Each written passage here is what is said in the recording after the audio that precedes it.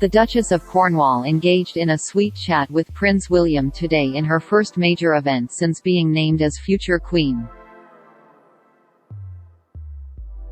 Camilla, 74, embraced her stepson as the pair were joined by Prince Charles and the Duchess of Cambridge for the Commonwealth Day event at Westminster Abbey.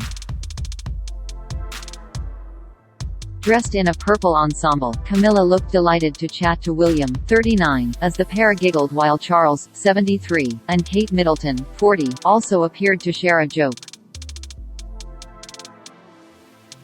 According to expert lip reader Jackie Press, the group of four expressed sweet words to one another, with Camilla telling William, "Thank you lovely," and "Oh wow." She added that Charles told Kate, "We could come and see you that Saturday, we are not around that evening." The group were meeting to celebrate the 54 member states of the Commonwealth at an annual service which was missed by the Queen. Her Majesty had earlier said she hoped the Commonwealth remains an influential force for good in our world for many generations to come, as she renewed her promise made in 1947 to always be devoted in service. The head of state's Commonwealth Day message was issued by Buckingham Palace today ahead of the annual service. The Queen, who has recently recovered from coronavirus and has been experiencing mobility issues, had hoped to attend the important event in the royal calendar alongside Charles, Camilla, William and Kate. The event is Camilla's first major outing since the Queen issued her royal seal of approval for the Duchess to use the title of Queen when her husband, Prince Charles, becomes King. Enjoying a close relationship with her stepchildren, and Duke of Cambridge is said to be supportive of the Queen's move to make his stepmother Queen Consort.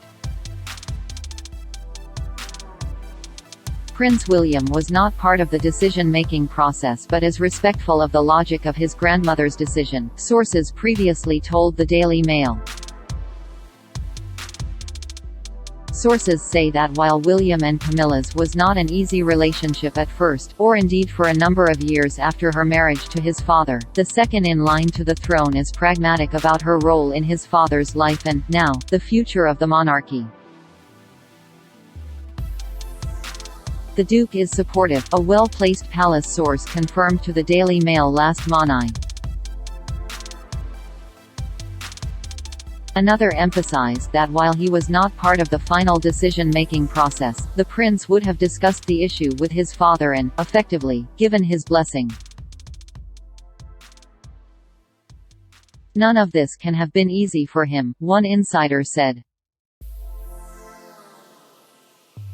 There were huge family rows in the early stages of Charles and Camilla's marriage as everyone found their feet. William didn't have the best relationship with his father back then. But he sees that Camilla had made his father happy, and it is something he has come to terms with. His relationship with the Prince of Wales is better than it ever has been.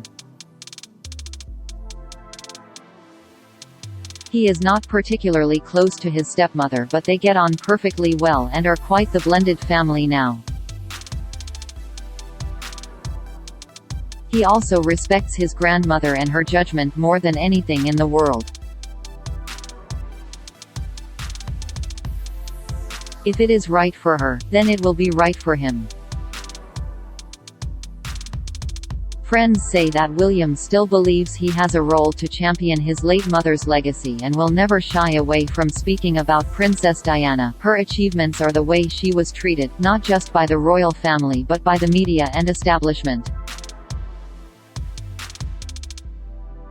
Prince Charles changed his coronation vows several years ago to include Queen Camilla, with his mother's blessing. The insertion of his wife's title was included as part of a general reworking of plans for the Westminster Abbey ceremony up to 5 years ago, a senior palace source said. Last month, the Queen announced that the Duchess of Cornwall will become Queen Consort when her husband accedes to the throne. It can also be revealed that Camilla will have the Queen Mother's priceless platinum and diamond crown placed on her head when Charles is made king. It was created for King George VI's coronation in 1937. The Prince of Wales made clear his gratitude to the Queen for her support, saying that he and Camilla, who he described as his darling wife, were deeply conscious of the honour represented by his mother's wish. Today, the Prince of Wales and the Duchess of Cornwall were greeted as they arrived, while inside the place of worship, the Duke and Duchess of Cambridge were waiting and the two royal couples kissed each other on the cheeks. And the Very Reverend Dr. David Hoyle, the Dean of Westminster, told the congregation today, "In this Jubilee year, in which we rejoice in the 70 years that Her Majesty the Queen has presided over this Commonwealth, we also thank God for her faithfulness and commit ourselves to learn from an example of duty and service." In words and music in the Abbey, we will now retrace the steps of her great Commonwealth tour begun 70 years ago. Among the arrivals before the royals were Prime Minister Boris Johnson, Labour leader Sir Keir Starmer, Home Secretary Priti Patel and Foreign Secretary Liz Truss, along with David Walliams, who brought his mother Kathleen. Also attending this afternoon were Sarah Clarke, Lady Usher of the Black Rod, Mark Spencer, leader of the House of Commons, and U.S. Ambassador Philip Reeker, as well as Baroness Patricia Scotland and MP Jacob Rees-Mogg. The Queen said today that it was rewarding to observe a modern, vibrant and connected Commonwealth that combines a wealth of history and tradition with the great social, cultural and technological advances of our time.